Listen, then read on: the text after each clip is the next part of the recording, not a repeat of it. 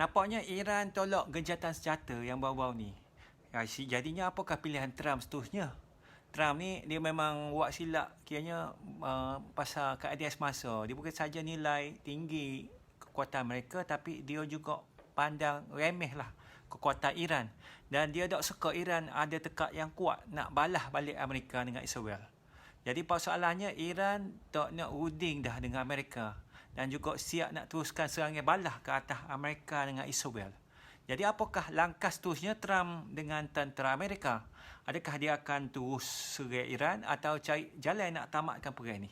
Setakat ni pilihan yang tinggal untuk Trump yang kita nampaknya cuma ada 4 je yang kita ringkaskan. Okey, pilihan yang pertama, Trump boleh terima je syarat gencatan senjata yang Iran nakkan.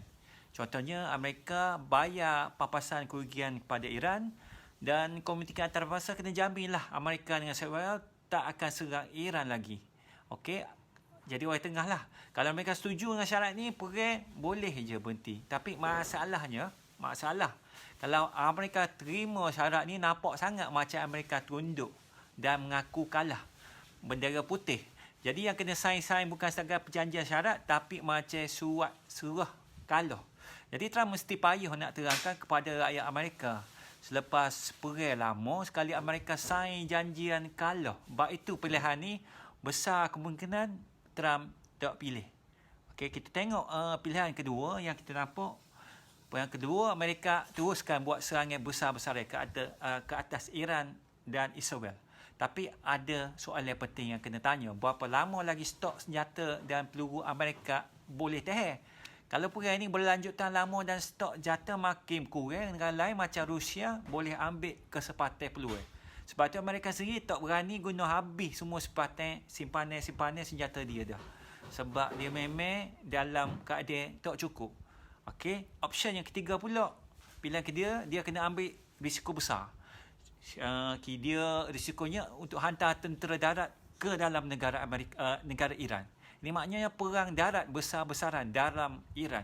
Tapi langkah ini sangat bahaya. Amerika boleh terperangkap dengan perang yang panjang, macam dulu berlaku di Afghanistan dengan Iraq. Sebab tu ramai pengalih kata Amerika tak berani ambil risiko sebab negara Iran besar. Iran 6 kali besar daripada negara Iraq. Negara Iraq pada masa Iran tak ada. Dan soal lagi mungkin dia minta daripada sains sekutu dia lah.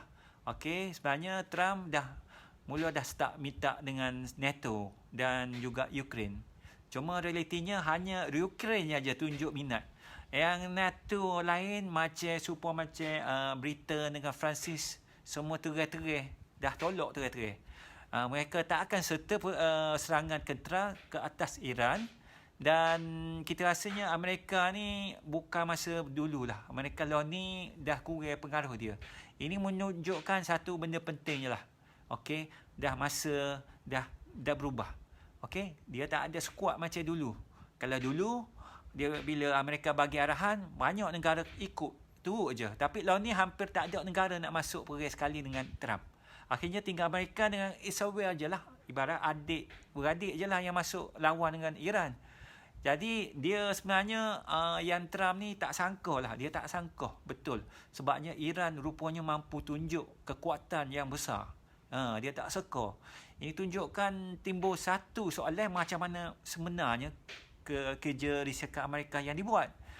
Menteri Pertahanan Amerika masa tu Pete Hegseth juga kena bui penjelasan. Kalau dia depan rakyat dia rakyat kita dah menang dah.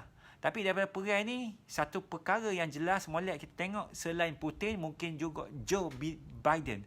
Ramai pihak dalam dunia ni duk tengok dan gelak dengan tindak tanduk Presiden Trump. Jadi apakah komen anda? Minta tinggalkan pesanan.